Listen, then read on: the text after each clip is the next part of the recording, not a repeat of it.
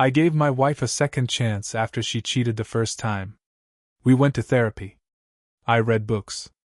I changed. She didn't. One afternoon, I got a calendar alert for a doctor's appointment. She never mentioned. So I followed her. She wasn't at a clinic, she was at a hotel, room 618. I waited in the lobby. When they walked out laughing, I walked right past them and dropped a flash drive in his hand. "Here's everything you don't know about her," I said. He called me 2 hours later, heartbroken. I said, "I know. But you needed to see her the way I did." Let me take you back a bit. This started about 2 years ago.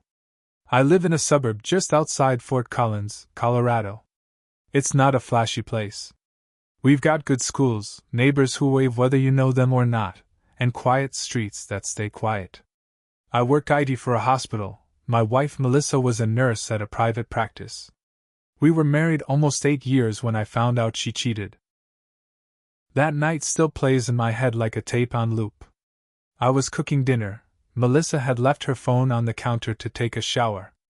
A message popped up. "Can't stop thinking about last night." The contact was saved under Amber. Weird name for a guy, I thought. I opened it. What I found gutted me. It wasn't just one message. It was months' worth of flirting, dirty texts, plans to meet. The guy's name was Derek. He wasn't even hiding it. Full selfies, names, everything. They'd met at a nursing conference. They'd been sleeping together for at least 6 months. When she came back to the kitchen, towel on her head like nothing happened, I asked her straight up, "Who's Derek?" Her face dropped. I'll never forget it. Her mouth opened like she was gonna lie, then it just collapsed. She crumbled. Tears, apologies. "I messed up, it didn't mean anything, it's over." I wanted to scream. I wanted to throw the phone at the wall. But I didn't. I just stared at her. She cried for hours that night. Slept on the couch for a week. Said all the right things. Begged for therapy. Said she wanted to fix us. Said I was the only one who mattered. I loved her. God help me, I did. So I said yes. We went to therapy. Every Wednesday. We talked. We got into the hard stuff, her resentment, my work schedule, the kids, all of it. I started reading. Gottman, Esther Perel, whatever I could find. I looked at myself. I made changes. Cut my hours. Paid more attention. Took her out again like we were dating. She played along. But something wasn't right. She kept her phone locked. She'd get texts and tilt the screen away. She'd stay late at work. Said it was paperwork. When I asked to spend a weekend just the two of us, she'd always have an excuse. I was trying. Really trying. But she wasn't. Or maybe she was just acting. Then came the alert. It was a Thursday afternoon. I was home early because of a system crash at the hospital. Her phone dinged while she was upstairs napping. A calendar alert. "Doctor's appointment, 2 p.m. I stared at it. We share our calendars. But she never mentioned this one. At 1:45, she got dressed and left. Said she had to run errands?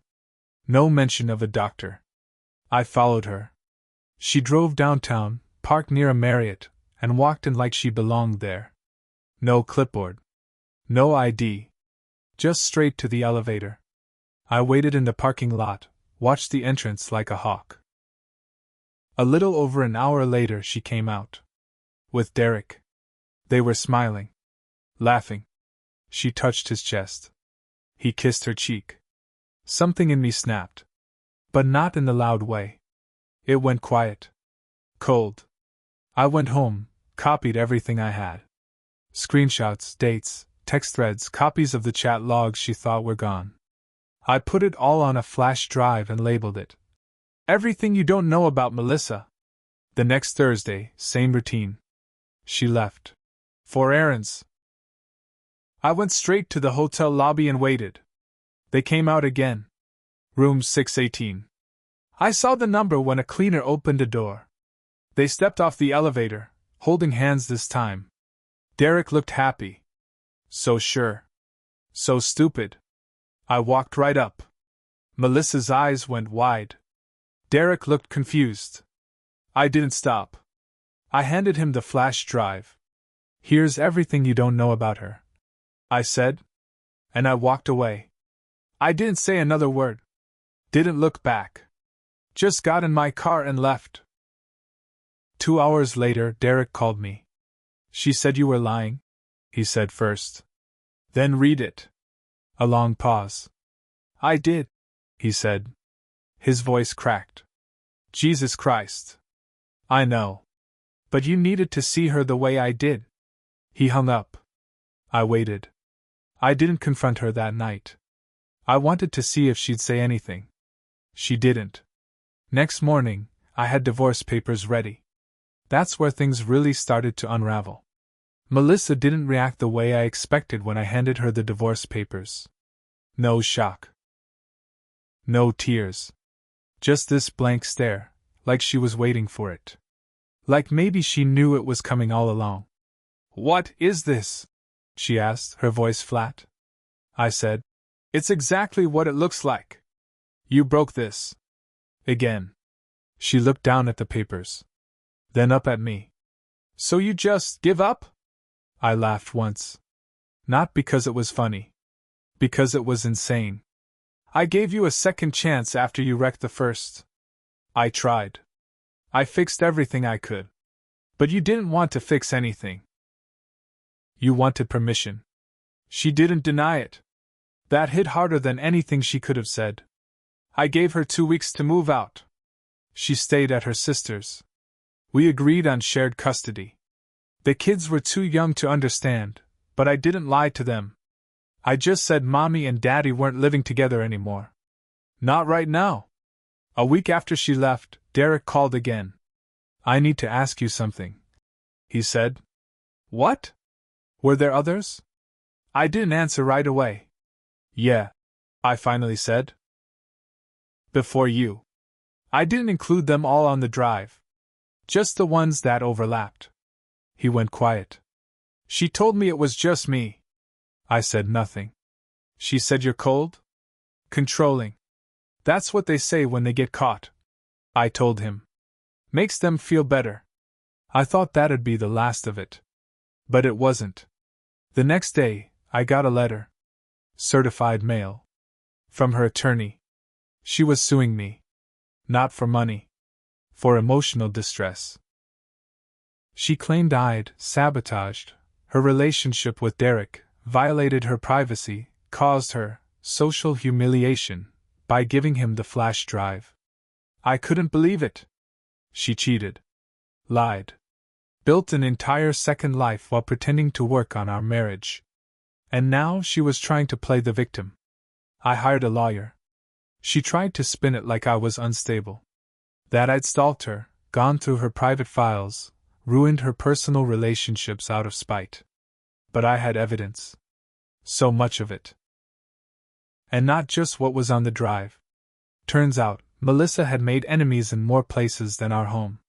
One of the nurses at her job, someone I barely knew, reached out to me privately. She's been messing around with more than just Eric, she told me. She gave me a name. Dr. Rayner. A married man. With 3 kids. Another flash drive. More screenshots. Even a voicemail where Melissa begged him not to tell anyone because my husband's getting suspicious. This time, I didn't give it to her new guy. I gave it to his wife. The fallout was nuclear.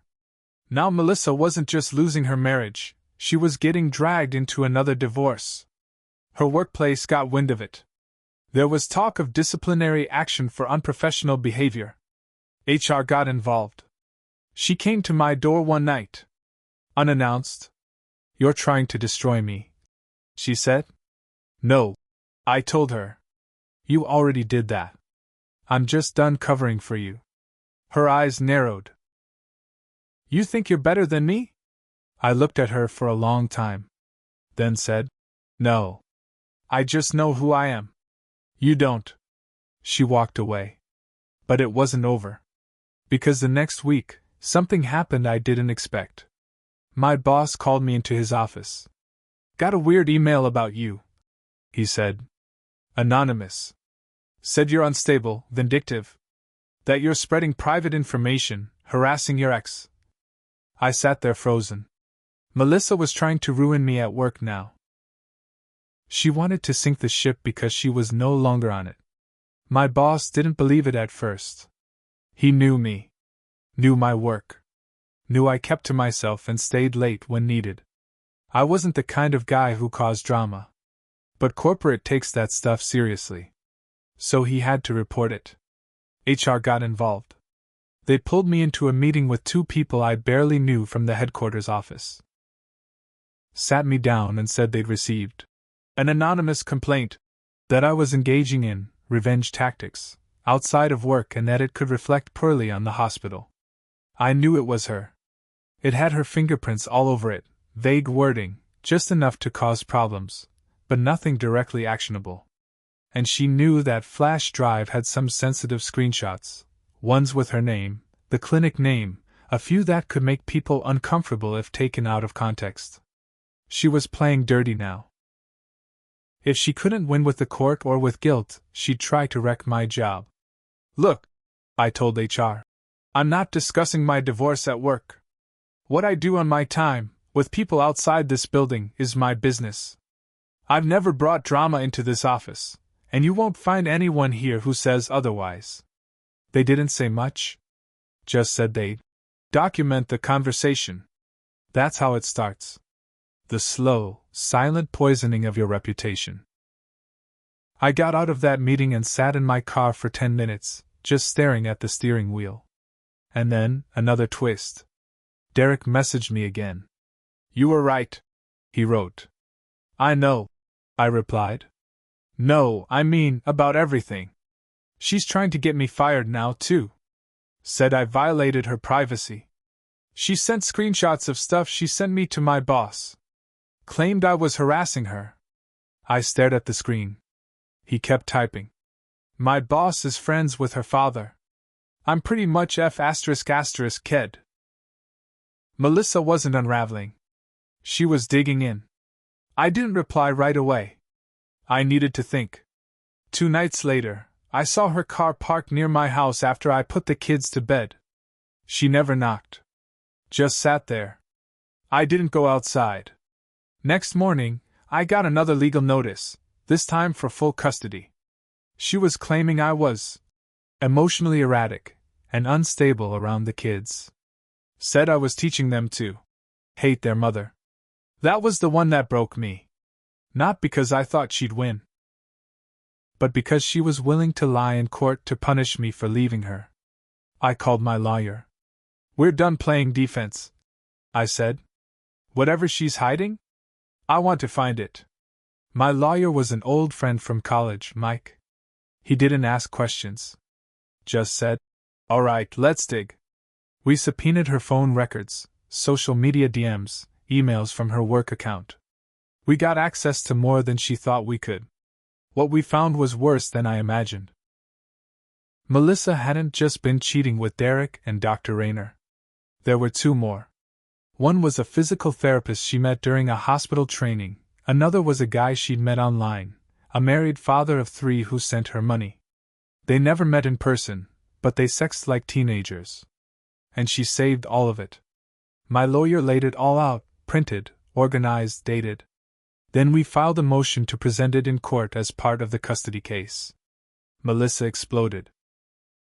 She showed up at my house the night before the court hearing. She was screaming in the driveway, yelling that I was out to destroy her life. The neighbors came out. My kids were inside, watching from the window. "You wanted to take them from me?" I said, stepping outside. "After everything you did?" She stepped forward like she might hit me. I didn't move. "You lied to the court, Melissa. You said I was unstable. You tried to take the only good thing I had left." She didn't answer. Just got in her car and peeled off. In court the next day, her face was pale. She tried to play calm, like always. But when my lawyer handed the judge the files, she lost it. Started arguing with her own attorney. Said it was none of our business. That it was just words.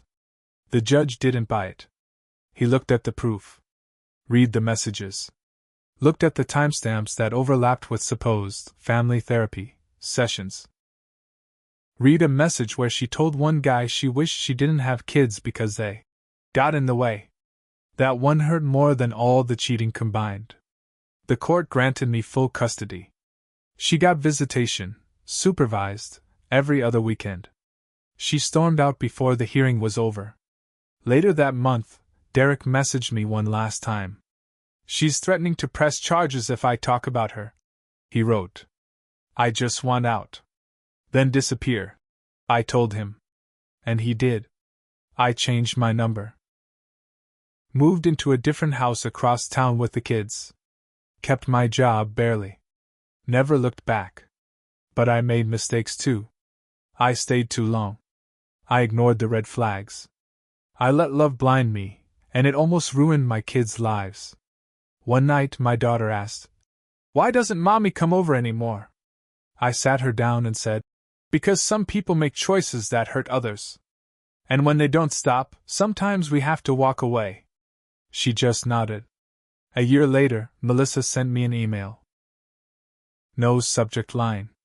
Just one sentence. "You win." I never replied. It wasn't about winning. It was about surviving. And making sure she never got the chance to burn us again.